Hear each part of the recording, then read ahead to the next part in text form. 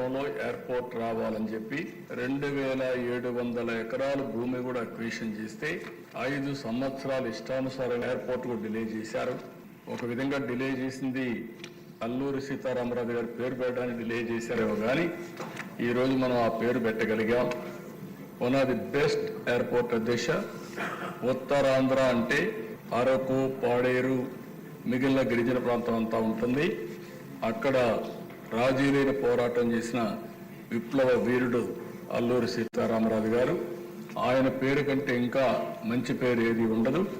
అలాంటిది ఈరోజు మీరు చూస్తే అధ్యక్ష, భోగాపురం అంతర్జాతీయ విమానాశ్రయాన్ని అల్లూరి సీతారామరాజు అంతర్జాతీయ విమానాశ్రయంగా ఏకగ్రీవంగా తీర్మానిస్తా ఉంది. అదే సమయంలో అధ్యక్ష, అక్కడ ఒక ఎగ్జిబిషన్ కూడా మ్యూజియం ఒకటి తీసుకొస్తున్నాం, గిరిజన మ్యూజియం. అది కూడా ఆ రోజు ఆలోచించాం, ఆయన పేరే పెడితే బాగుంటుందని. ఆ మ్యూజియం కూడా అల్లూరి సీతారామరాజు గారు చేస్తాం. ఆ మ్యూజియం చూసినప్పుడు, ఆ ఎయిర్పోర్ట్ లో ఫ్లైట్స్ ఎక్కినప్పుడు ఆయనే గుర్తుండేవి చేస్తాం.